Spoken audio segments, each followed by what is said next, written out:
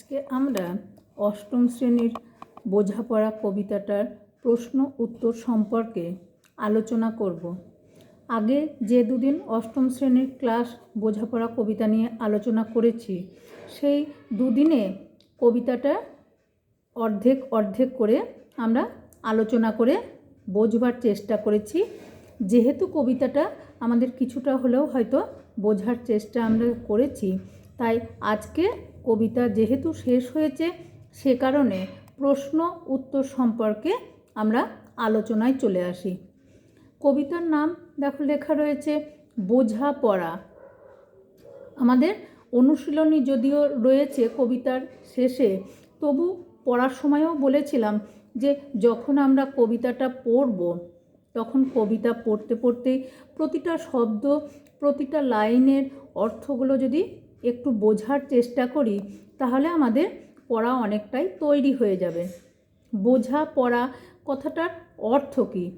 বোঝাপড়া কথাটির অর্থ হলো আপোষে মীমাংসা বা নিজের মনের সাথে এক রকমের বুঝিয়ে নেওয়া বা নিজের সাথে নিজে আলোচনা করে সেই পথে এগিয়ে যাওয়া। আমরা পরের প্রশ্নই আসব যে বোঝাপড়া কবিতাটি কে লিখেছেন। কবির নাম দেখো, বোঝাপড়া কবিতাটি লিখেছেন রবীন্দ্রনাথ ঠাকুর। যদিও আমাদের মনে হয় যে তোমাদের যখন অতি সংক্ষিপ্ত 1 নম্বরের প্রশ্নগুলো দেবে, তখন সেই 1 নম্বরের সংক্ষিপ্ত প্রশ্ন হলেও আমরা চেষ্টা করব উত্তরগুলো যেন আমাদের পূর্ণ বাক্যে, অর্থাৎ বোঝাপড়া কবিতাটির কবিকে শুধু রবীন্দ্রনাথ ঠাকুর না লিখে, বরং আমরা লিখব যে বোঝাপড়া কবিতাটির কবি হলেন কবিগুরু রবীন্দ্রনাথ ঠাকুর। এইভাবে লিখলে আমাদের সঠিক উত্তর লেখা হবে। যেহেতু এখন ক্লাস 8 অর্থাৎ একটু বড় হয়েছি, সে কারণে আমাদের এখন কবি পরিচিতি থেকেও প্রশ্ন আসতে পারে। তাই দেখো, যখন তোমাদের কবিতাটা শেষ হয়েছে, তারপরেতে রয়েছে কবি পরিচিতি। তোমরা পেজ নাম্বার 4-এ চলে এসো। পেজ নাম্বার 4-এতে দেখো কবি পরিচিতি, যেখানে হাতে কলমে বলে লেখা রয়েছে, সেখানে কবি পরিচিতিতে চলে এসো। যখন কবিতা পড়া শুরু হয়েছিল, তখনও আমি কবি পরিচিতি সম্পর্কে সংক্ষেপে আলোচনা করে দিয়েছিলাম। তবু একবার বইটা খুলে 4 নম্বর পাতাতে চলে এসো। দেখো কি লেখা রয়েছে। রবীন্দ্রনাথ ঠাকুর 1861-1941, অর্থাৎ রবীন্দ্রনাথ ঠাকুরের জন্ম হচ্ছে 1861 খ্রিস্টাব্দে এবং মৃত্যু হচ্ছে 1941 খ্রিস্টাব্দে। জন্ম কলকাতার জোড়াসাঁকোর ঠাকুর বাড়িতে। অর্থাৎ এই রকমই আমাদের ছোট ছোট প্রশ্ন দিতে পারে যে রবীন্দ্রনাথ ঠাকুর কোথায় জন্মগ্রহণ করেন। তুমি বলবে যে কলকাতার জোড়াসাঁকোর ঠাকুর বাড়িতে রবীন্দ্রনাথ ঠাকুর জন্মগ্রহণ করেন। পরের লাইন দেখো কি আছে। ঠাকুরবাড়িতে প্রকাশিত ভারতী ও বালক পত্রিকায় নিয়মিত লিখতেন। আমরা পরেও হয়তো প্রশ্নতে পাবো যে রয়েছে যে রবি ঠাকুর বা রবীন্দ্রনাথ ঠাকুর কোন কোন পত্রিকায় নিয়মিত লিখতেন। তুমি ওই কবি পরিচিতি যেখানে হাতে কলমে রয়েছে, দেখো ওখানেই আমরা পেলাম ভারতী ও বালক পত্রিকায় রবীন্দ্রনাথ ঠাকুর নিয়মিত লিখতেন। পরের প্রশ্ন দেখো যে রবীন্দ্রনাথ ঠাকুরের লেখা কতগুলো কাব্যের নাম উল্লেখ করো। তখন আমরা বলবো যে রবীন্দ্রনাথ ঠাকুরের লেখা বই হলো শিশু ভোলানাথ, খনিকা, পূরবী, সোনার তরী। আমরা বিভিন্ন বইয়ের কথা বা কাব্যের কথা উল্লেখ করব। এছাড়া পরের প্রশ্ন দেখো যে রবীন্দ্রনাথ ঠাকুর কবিতা বা কাব্য ছাড়া আর কি কি লিখেছেন। যদি আমরা ওই এটা পড়ি, হাতে কলমে সেই কবি পরিচিতি পড়ি, সেই কবি পরিচিতিতেই আমরা পেয়ে যাব যে রবীন্দ্রনাথ ঠাকুর কবিতা, গান, ছোট গল্প, উপন্যাস, প্রবন্ধ লিখেছেন, ছবি এঁকেছেন। অর্থাৎ তিনি কবিতা লেখা ছাড়াও গান গেয়েছেন, ছোট গল্প লিখেছেন, উপন্যাস লিখেছেন, প্রবন্ধ লিখেছেন, এমনকি ছবিও এঁকেছেন। পরের প্রশ্নতে এসো যে রবীন্দ্রনাথ ঠাকুর কবে নোবেল পুরস্কার পান? দেখো হাতে কলমে ওই কবি পরিচিতিতেই উত্তরটা দেওয়া আছে। 1913 সালে তিনি সং অফারিংস লিখে প্রথম নোবেল পুরস্কার পান, অর্থাৎ যেটাকে আমরা বলে থাকি যে সং অফারিংস, সেটি যদিও লেখা হয়েছিল 1910 খ্রিস্টাব্দে, কিন্তু তিনি 1913 খ্রিস্টাব্দে যেটাকে আমরা বলছি যে সং অফারিংস, অর্থাৎ যেটাকে বলা হচ্ছে যে এই বইটির জন্যই তিনি প্রথম নোবেল পুরস্কার পেয়েছিলেন। দুটি স্বাধীন দেশের বাংলাদেশের জাতীয় সঙ্গীত তার রচনা, অর্থাৎ আমাদের দেশের ভারতবর্ষের জাতীয় সঙ্গীত যেটাকে আমরা বলছি জনগণ মন অধিনায়ক, এটিও বিশ্বকবি রবীন্দ্রনাথ ঠাকুরের রচনা। এবং আমাদের পার্শ্ববর্তী যে দেশ রয়েছে বাংলাদেশ, তারও জাতীয় সঙ্গীত আমার সোনার বাংলা আমি তোমায় ভালোবাসি, এটিও কবি রবীন্দ্রনাথ ঠাকুরের রচনা। অর্থাৎ দুটো দেশ, আমাদের ভারতবর্ষ এবং বাংলাদেশ, এই দুটো দেশের জাতীয় সঙ্গীতই কবি রবীন্দ্রনাথ ঠাকুর রচনা করেছেন। পরের প্রশ্নতে এসে দেখো যে আমাদের পাঠ্য বোঝাপড়া কবিতাটি কোন কাব্যগ্রন্থ থেকে নেওয়া হয়েছে? দেখো রয়েছে যে আমাদের পাঠ্য বোঝাপড়া কবিতাটি তাঁর খনিকা কাব্যগ্রন্থ থেকে নেওয়া হয়েছে।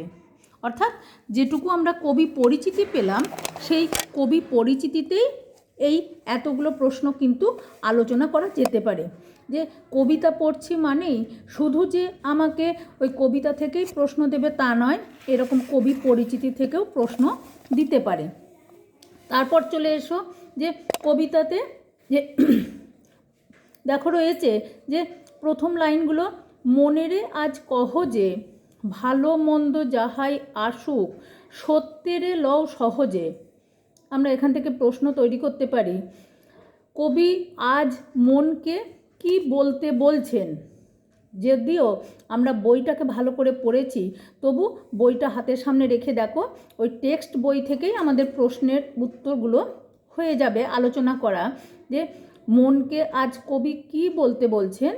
কবি আজ মনকে বলতে বলছেন যে ভালো মন্দ যাই আসুক সেটাকে সহজভাবে সত্যকে গ্রহণ করতে হবে। পরের আলোচনায় দেখো চলে আসো, দেখো লেখা রয়েছে যে কেউ বা তোমায় ভালোবাসে, কেউ বা বাঁচতে পারে না যে। অর্থাৎ আবার রয়েছে কেউ বিকিয়ে আছে, কেউ বা সিকি পয়সা ধারে না যে। কবি রবীন্দ্রনাথ ঠাকুর মানুষের বিভিন্ন স্বভাব চরিত্র সম্পর্কে বোঝাপড়া কবিতায় উল্লেখ করেছেন। তার মধ্যে দু একটি আলোচনা করো। আমাদের এই কবিতার মধ্যেই আমরা উত্তরটা পাবো যে কবি বলেছেন যে মানুষও যেমন পৃথিবীতে বিভিন্ন রকমের, তেমনি তাদের স্বভাব চরিত্রও বিভিন্ন রকমের। যেমন কেউ তোমাকে ভালোবাসতে পারে, আবার কেউ ভালো নাও বাসতে পারে। এটি হলো এক ধরনের মানুষের স্বভাব বা তার চারিত্রিক বৈশিষ্ট্য। আবার অন্য একটি উদাহরণ কবি রবীন্দ্রনাথ দিয়েছেন, কেউ বিকিয়ে আছে, কেউ বা সিকি পয়সা ধারে না যে। অর্থাৎ কোনো কোনো মানুষ রয়েছে যারা নিজের সর্বস্ব দান করে বসে আছে, অর্থাৎ নিজের ভোগের থেকে ত্যাগের আনন্দ তাদের কাছে বেশি মনে হয়। ঠিক বিপরীত স্বভাবের চরিত্রের মানুষও কবি রবীন্দ্রনাথ ঠাকুর আমাদের দেখিয়েছেন, কেউ বা সিকি পয়সা ধারে না যে। আবার এমন মানুষও আছে যারা নিজেদের জীবনের সিকি পয়সা, অর্থাৎ 25 পয়সা সামান্য অংশ, তারা কিন্তু কাউকে দেয় না। তাহলে কোনো মানুষ আছে নিজের ভোগের চেয়ে ত্যাগে আনন্দ বেশি বলে তাই তারা নিজের সর্বস্ব কিছু দান করে আনন্দ খুঁজে পায়। আবার কোনো মানুষ আছে যারা নিজের জীবনের সামান্যতম অংশ, যেমন কবি উদাহরণ দিয়েছেন সিকি পয়সা, সেটাও সে কাউকে দান ধ্যান করতে চায় না। পরের প্রশ্নে দেখো চলে এসো, মানধাতারি আমল থেকে চলে আসছে এমনই রকম। আমরা এই লাইন থেকেও প্রশ্ন করতে পারি যে মানধাতার আমল বলতে কবি রবীন্দ্রনাথ কি বুঝিয়েছেন? যখন আমাদের কবিতা আলোচনা করা হয়েছিল তখন আমরা বলেছি যে মান্ধাতা প্রাচীনকালের এক রাজার কথা বলা হচ্ছে, কিন্তু এখানে আমাদের কথাটা চলে আসে যে যেহেতু তিনি প্রাচীনকালের রাজা ছিলেন, সে কারণে মান্ধাতার আমল বলতে এখন আমাদের এটা একটা যেন চলতি কথায় পরিণত হয়েছে। মান্ধাতার আমল বলতেই আমরা বুঝি বহুকাল আগের কথা, অনেক অনেক যুগ আগের কথা বললে আমরা বলি মান্ধাতার আমল থেকে এমনটাই চলে আসছে। ওই লাইন থেকে আমরা আবার একটা প্রশ্ন তৈরি করতে পারি, মান্ধাতার আমল থেকে এমনই রকম কী চলে আসছে? তখন আমরা ওই বই থেকেই, টেক্সট থেকেই উত্তরটা খুঁজে পাবো যে তোমায় কতক ফাঁকি দেবে, তুমিও কতক দেবে ফাঁকি, তোমার ভোগে কতক পড়বে, পরের ভোগে থাকবে বাকি। তোমায় কতক ফাঁকি দেবে অর্থাৎ পৃথিবীতে যেমন বিভিন্ন রকম মানুষ আছে, তেমনি তাদের যে স্বভাব বা চারিত্রিক বৈশিষ্ট্য বিভিন্ন রকম, সে কথা বলতে গিয়ে যেন কবি রবীন্দ্রনাথ এই ধরনের কথা বলেছেন যে তোমায় কতক ফাঁকি দেবে। পৃথিবীতে যে বিভিন্ন মানুষের সঙ্গে তোমার যোগাযোগ রয়েছে, তারা অনেকেই তোমাকে হয়তো ফাঁকি দেবে, তোমাকে ঠকাবে, তুমিও কতক দেবে ফাঁকি। আবার আমি নিজে যে ভালো তাও নই, আমিও হয়তো বিভিন্ন মানুষকে নিজের জানাতে হোক, নিজের অজান্তে হোক, কখনো আমার কাজ কর্ম আচরণের মধ্যেও আমিও হয়তো কাউকে কাউকে ফাঁকি দিচ্ছি। তোমার ভোগে কতক পড়বে, পরের ভোগে থাকবে বাকি। আবার মান্ধাতার আমল থেকে এমনটাই চলে আসছে যে পৃথিবীতে যা কিছু ভালো জিনিস রয়েছে সবই যে আমার একার ভোগেই পড়বে তা নয়। পৃথিবীর এই সমস্ত কিছু ভালো জিনিস একটা মানুষের পক্ষেই একই জীবনে ভোগ করা সম্ভব না, সে কারণে হয়তো আমিও কিছু ভাগে পাবো, আবার পৃথিবীর যারা অন্যান্য মানুষ রয়েছে তাদের ভাগেও কিছু পড়বে।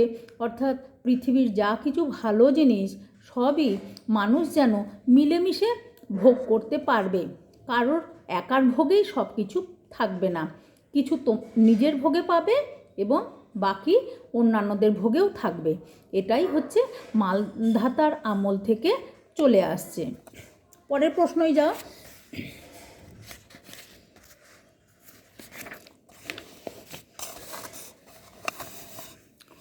অনেক ঝঞ্ঝা কাটিয়ে বুঝি এলে সুখের বন্দরেতে।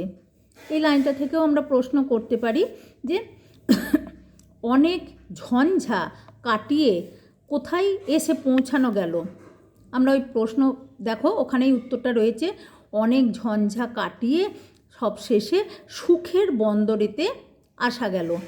পরের প্রশ্নই দেখো, জলের তলে পাহাড় ছিল লাগলো বুকের অন্দরেতে। জলের তলে কী ছিল?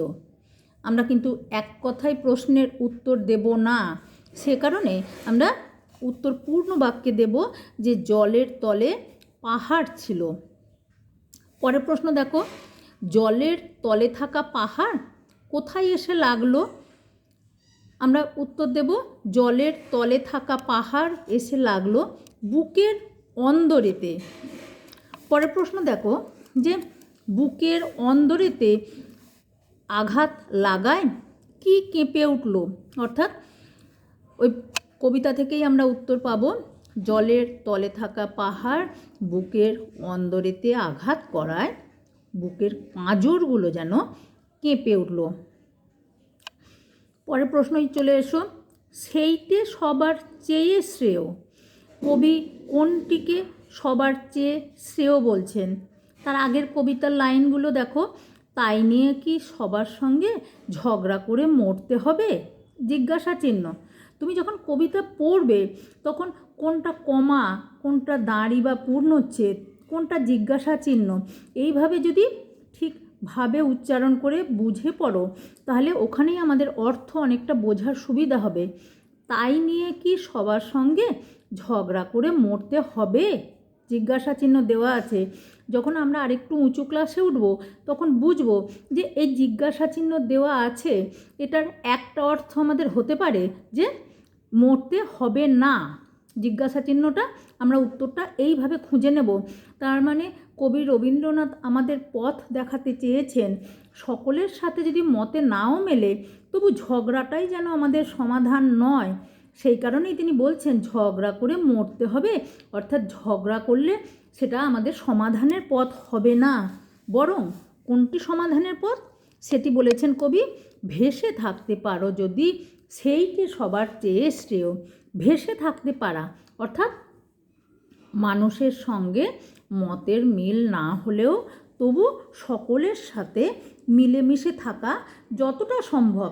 হয়তো মতের মিল না হলেও সেখানে তার সঙ্গে ঝগড়া বিবাদ না করে কিছুটা তার সাথে আলগাভাবে থাকা, যতটা সম্ভব কম কথা বলে শুধুমাত্র যোগসূত্র বজায় রাখা।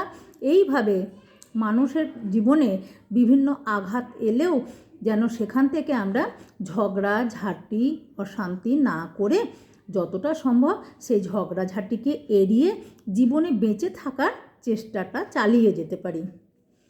পরের লাইন দেখো, না পারো তো বিনা বাক্যে টুপ করিয়া ডুবে যেও। অর্থাৎ এখান থেকেও আমরা প্রশ্ন করতে পারি যে যদি সেই সবার চেয়ে শ্রেয় পথটিও মানুষ অবলম্বন করতে না পারে তাহলে কবি আর কি পথ দেখিয়েছেন। আমরা বলবো যে যদি মানুষ ঝগড়াঝাঁটি বিবাদ এড়িয়ে সেখানে সকলের সঙ্গে মিলেমিশে নাও চলতে পারে তাহলেও কবি আবারও বাঁচার পথ দেখিয়েছেন, না পারো তো। যদি আমি সেখানে ঝগড়া বিবাদ এড়িয়ে মানুষের সঙ্গে মিলেমিশে চলতে না পারি, অন্তত বিনা বাক্যে কোনো কথা না বলে সেখান থেকে সরে আসা কবি শ্রেয় বা সঠিক বলে মনে করেছেন। পরের প্রশ্নই দেখো, শঙ্কা যেথায় করে না কেউ সেইখানে হয় জাহাজ ডুবি। শঙ্কা অর্থাৎ ভয়, কোথায় জাহাজ ডুবি হয়? আমরা ওই বই থেকেই উত্তরটা খুঁজে নেব যে যেখানে কেউ শঙ্কা বা ভয় করে না তবু, অর্থাৎ যেখানে কোনো বিপদ হবার কোনো সম্ভাবনাই নেই, কোনো ভয় পায় না মানুষ, তবু সেই ভয় না পাওয়া জায়গাতেও কখন যে জাহাজডুবি হয়ে যায়, কখন যে মানুষের জীবনে বিপদ চলে আসে তা মানুষ জানে না। পরের প্রশ্ন এসো দেখো, তোমার মাপে হয়নি সবাই, তুমিও হওনি সবার মাপে। তুমি মরো কারো ঠেলায়, কেউ বা মরে তোমার চাপে। কবি রবীন্দ্রনাথ মানুষের বিভিন্ন স্বভাব বা তার চারিত্রিক বৈশিষ্ট্য সম্পর্কে বোঝাপড়া কবিতায় বিভিন্ন উক্তি করেছেন। তার মধ্যে যে কোনো একটি বা দুটি মানুষের স্বভাব বৈশিষ্ট্য সম্পর্কে আলোচনা করো। আমরা কবিতা থেকেই উত্তর খুঁজে নেব যে কবি রবীন্দ্রনাথ বোঝাপড়া কবিতায় মানুষের বিভিন্ন স্বভাব বা চারিত্রিক বৈশিষ্ট্য সম্পর্কে আলোচনা করতে গিয়ে যে বিভিন্ন উদাহরণ তুলে এনেছেন সেগুলোর মধ্যে দু একটি হলো, যেমন তোমার মাপে হয়নি সবাই, তুমিও হওনি সবার মাপে। পৃথিবীতে যেমন মানুষও সবাই আলাদা আলাদা, তেমনি সবাইকার আমাদের মনের গঠন, আমাদের আচার ব্যবহার, আমাদের কথাবার্তা প্রত্যেকটা মানুষের আলাদা। সেই জন্য সকলের সাথে সকলের আমাদের মিল নাই হতে পারে। সেই কারণেই কবি এই কথা উল্লেখ করেছেন যে তোমার মাপে হয়নি সবাই, অর্থাৎ আমার সঙ্গে সবাইকার যে মনের মিল হবে তাও নয়। আবার তুমিও হওনি সবার মাপে, পৃথিবীতে অন্যান্য যে মানুষ রয়েছে তাদের সাথেও যে আমার মতের মিল হবে, মনের মিল হবে তা নাও হতে পারে। আরেকটি স্বভাব বৈশিষ্ট্যের কথাও কবি রবীন্দ্রনাথ বলেছেন, তুমি মরো কারো ঠেলায়, কেউ বা মরে তোমার চাপে। অর্থাৎ আমি মানুষটা হয়তো কারো ঠেলায় মরি, মানুষের কথাবার্তা আচার আচরণ বিভিন্ন কারণে আমরা কষ্ট পেতে পারি, ঠিক তেমনই কেউ বা মরে তোমার চাপে। আবার আমিও হয়তো এমন কিছু কথা বললাম, আমার আচরণ হয়তো এমন কিছু খারাপ যা হয়তো অন্যের কাছে কষ্টদায়ক, তার কাছে সেটা খারাপ লাগতে পারে। অর্থাৎ আমাদের প্রত্যেকটা মানুষও যেমন আমরা আলাদা, তেমনি আমাদের প্রত্যেকের ব্যবহারও আলাদা। তাই আমাদের আচার আচরণ আমাদের কথাবার্তা এগুলো আমার ব্যবহারও কাউকে কষ্ট দিতে পারে, আবার অন্যের ব্যবহার অন্যের আচরণও আমাকে কষ্ট দিতে পারে, আবার আমিও হয়তো নিজের অজান্তেই কখনো আমার ব্যবহারে কথাবার্তায় অন্য কাউকে কষ্ট দিয়ে থাকি। তবু ভেবে দেখতে গেলে এমনই কিসের টানাটানি, তেমন করে হাত বাড়ালে সুখ পাওয়া যায় অনেকখানি। তেমন করে হাত বাড়ালে সুখ পাওয়া যায় অনেকখানি। কথাটির মধ্য দিয়ে কবি রবীন্দ্রনাথ কী বলেছেন, কিভাবে সুখ পাওয়া যায়? তখন আমরা বলবো যে বিশ্বকবি রবীন্দ্রনাথ ঠাকুর এখানে বলেছেন তেমন করে হাত বাড়ালে সুখ পাওয়া যায় অনেকখানি। অর্থাৎ যদি মানুষ নিজের মনের এই সংকীর্ণতা ত্যাগ করে সবসময় আমার এই সমস্ত নিজের কথা না ভেবে মানুষ যদি নিজের সেই ক্ষুদ্র গণ্ডি থেকে বেরিয়ে গিয়ে অন্যের সঙ্গে মিলেমিশে পৃথিবীর সঙ্গে নিজেকে মিশিয়ে দিতে পারে, অন্য সকল মানুষের সাথে মিলেমিশে থাকতে পারে, নিজের এই আমিত্ব ক্ষুদ্র গণ্ডিটা অতিক্রম করে, তাহলেই মনে হয় সুখ পাওয়া যায়। অর্থাৎ তেমন করে হাত বাড়ালে শুধুমাত্র নিজের কথা না ভেবে অন্য সকলের সুখ দুঃখের সঙ্গে নিজেকে মিলিয়ে মিশিয়ে নিতে পারলে, আরও পৃথিবীর সব মানুষের সঙ্গে মিলেমিশে চলতে পারলেই তাহলে সুখ পাওয়া সম্ভব বলে কবি মনে করেন। পরের প্রশ্নই দেখো, এসো। মরণ এলে হঠাৎ দেখি মরার চেয়ে বাঁচাই ভালো। অর্থাৎ কখন বাঁচাই ভালো বলে কবি উল্লেখ করেছেন? আমরা উত্তরে বলবো যে মরণ এলে হঠাৎ দেখি মরার চেয়ে বাঁচাই ভালো। অর্থাৎ হঠাৎ করেই যদি কখনো আমাদের সামনে মৃত্যু এসে হাজির হয়, তখন মনে হবে যে না না, বাঁচা এবং মরা এই দুটোই তো মানব জীবনের স্বাভাবিক ধর্ম। যখন জন্মেছে তখন প্রত্যেককেই মৃত্যু বরণ করতে হবে।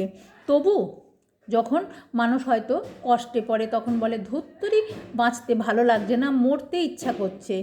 সত্যিই যদি মরণ চলে আসে তখন মানুষ মনে করে যে না, কষ্টকর জীবনে যতই আমাদের মৃত্যু কাঙ্ক্ষিত হোক, আমরা ভাবি মরণ আসুক ভাবলেও তবু যখন সত্যিই মরণ চলে আসে তখন মনে হয় বাঁচারটাই বরং বেশি দরকার। মৃত্যুটা তখন আমাদের কাছে কাম্য বলে মনে হয় না। পরের প্রশ্নই এসো। তাহার লাগি চক্ষু বুজে বহিয়ে দিলাম অশ্রুসাগর, তাহারে বাদ দিয়েও দেখি বিশ্বভুবন মস্ত ডাগর। আমরা এখান থেকে প্রশ্ন করতে পারি যে কবি রবীন্দ্রনাথ কিভাবে বিশ্বভুবন মস্ত ডাগর বলে অনুভব করার কথা বলেছেন? আমরা উত্তরে আলোচনা করতে পারি যে যাহার লাগি চক্ষু বুজে বহিয়ে দিলাম অশ্রুসাগর। যেহেতু আমরা মানুষেরা একটা পরিবারে একটা সমাজের মধ্যে বাস করি, তাই আমাদের কখনো কখনো মনে হয় নিজেদের এই পরিবারটা, সমাজের বিভিন্ন মানুষ সবাইকে আমাদের বড় আপনজন বলে মনে হয়।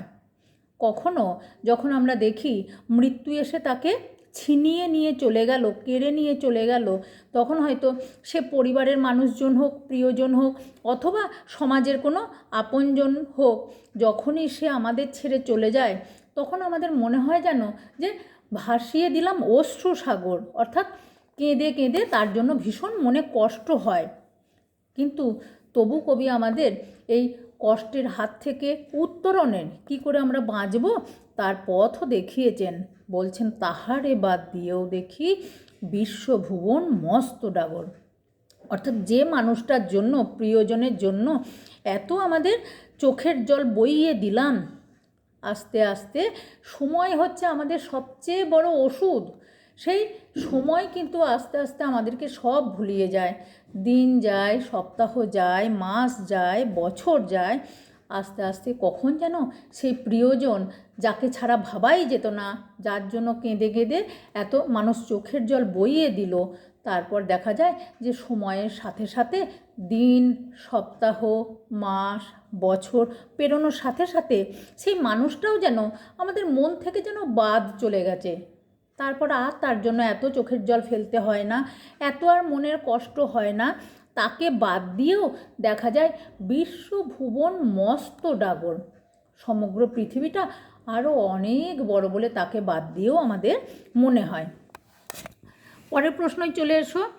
নিজের ছায়া মস্ত করে অস্তাচলে বসে বসে আঁধার করে তোলো যদি জীবনখানা নিজের দোষে।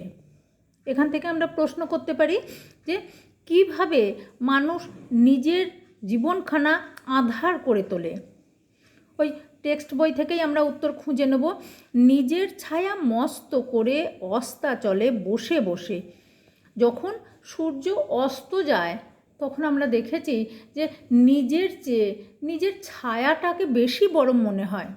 ঠিক সেই রকম আমাদের মানুষের জীবনের ক্ষেত্রেও আমরা দেখেছি যে যখন কোনো মানুষ অহংকারে মত্ত হয়ে নিজের চেয়ে তার আমিত্বকে, তার অহংকারকে বেশি বড় করে তোলে, তখন যেন সে অন্যান্য মানুষের থেকে নিজেকে আলাদা বলে ভাবতে শুরু করে এবং নিজের অজান্তেই যেন অন্যদের থেকে সে অনেকটা দূরে চলে আসে। যেমনভাবে সূর্য অস্ত যাবার সময় চারিদিক আস্তে আস্তে আঁধার হয়ে আসে, অন্ধকার হয়ে আসে, নিজের চেয়ে নিজের ছায়াটাকে বড় বলে মনে হয়, ঠিক সেরকম যখন মানুষ নিজের আমিত্বকে বেশি বড় করে তোলে, নিজের অহংকারকে বেশি নিজের চেয়ে বড় করে তোলে, তখন যেন সেই সূর্য অস্ত যাবার মতোই মানুষও নিজের জীবনটাকে যেন বড্ড অন্ধকার করে তোলে। পরের প্রশ্নই এসো। খুব খানিকটা কেঁদে কেটে অশ্রু ঢেলে ঘরা ঘরা মনের সঙ্গে এক রকমে করে নে ভাই বোঝাপড়া। কবি কিভাবে বোঝাপড়া করার কথা বলছেন?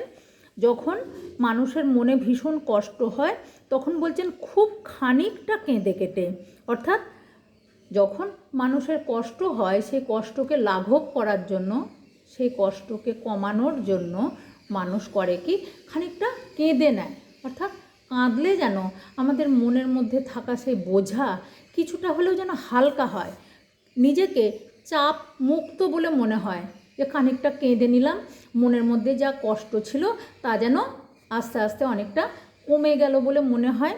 এইভাবেই কবি বলছেন যে খুব খানিকটা কেঁদে কেটে অশ্রু ঢেলে ঘরা ঘরা মনের সঙ্গে এক রকমে করে নে ভাই বোঝাপড়া, অর্থাৎ এইভাবেই নিজের মনের সঙ্গে বোঝাপড়া করে নেওয়ার কথা বলছেন। কেমন বোঝাপড়া? না, নিজের মনের সঙ্গে এক রকমের আপোষ করে চলা, বিবেচনা করে নেওয়া, নিজের সঙ্গে নিজের একরকম আমরা যাতে নিজের কষ্ট লাঘবের জন্য নিজেই নিজের কষ্ট লাঘব করতে এইভাবে মনকে বোঝাতে পারি যে যখন কষ্ট হবে তখন যেন খানিকটা কেঁদে কেটে নিই, খানিকটা কাঁদলে মনের সেই বোঝা হালকা হয়ে যাবে। এইভাবেই নিজের মনের সঙ্গে বোঝাপড়া করে নিতে হবে। ভুলে যা ভাই কাহার সঙ্গে কতটুকুন তফাৎ হলো। তাহলে এখানে আমরা প্রশ্ন করতে পারি যে কবি কি ভুলে যাওয়ার কথা বলছেন।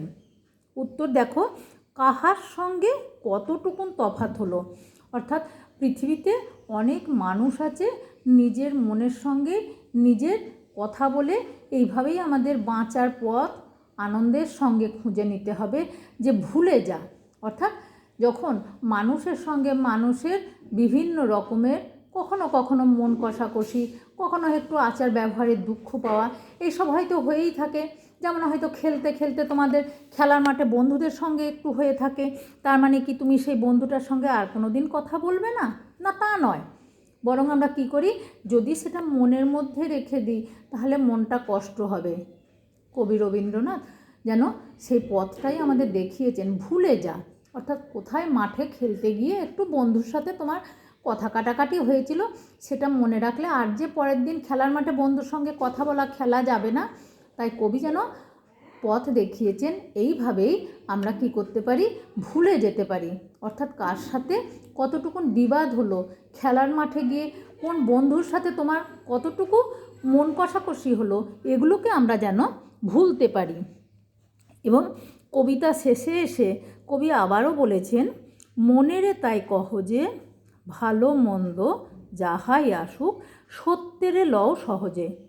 সব শেষে কবি রবীন্দ্রনাথ আবার যেন বলছেন যে মনকে কি বলার কথা বলা হয়েছে, আমরা টেক্সট বই থেকেই উত্তর পাবো। কবি বলছেন, মনকে তাই বলো যে জীবনে ভালো মন্দ যাই আসুক সেটাকে যেন সহজভাবে সেই সত্যকে আমরা অবলম্বন করতে পারি। যেহেতু আমাদের কবিতাটার নাম বোঝাপড়া, যখন প্রথম দিন আমি আলোচনা করেছিলাম তখনও বলেছিলাম যে বোঝাপড়া বলতে অন্য কারোর সঙ্গে নয়, নিজের সঙ্গে নিজের কথা বলে আলোচনা করে একটা সমাধানের পথ খুঁজে নেওয়া, কোনো মানুষের সঙ্গে নয়, কোনো বিষয়ের সঙ্গে বোঝাপড়া নয়। কবি রবীন্দ্রনাথ এখানে বোঝাপড়া বলতে নিজের সঙ্গেই নিজের, কিভাবে আমরা এই পৃথিবীতে বাঁচতে গেলে নিজের মনকে শান্ত রেখে আনন্দের সঙ্গে বাঁচার পথটা খুঁজে পাবো, সেই কারণেই বোঝাপড়া কথাটার উপর বেশি গুরুত্ব দিয়েছেন। আমাদের বাঁচার পথ নিজেকে খুঁজে নিতে হবে। যাই কিছু জীবনের সুখ দুঃখ ভালো মন্দ আসুক না কেন, তবু নিজের মনের সঙ্গে সবসময় কথা বলে আলোচনা করে নিজের সঙ্গে নিজের এক রকমের আমাদের মীমাংসা করে নিতে হবে, এবং এটাই হবে জীবনের আমাদের সবচেয়ে আনন্দের সঙ্গে চলার একটা পথ। আজকে আমাদের আলোচনা এইটুকুই থাক, আবার আমরা পরের দিন প্রশ্ন উত্তর নিয়ে আলোচনা করব।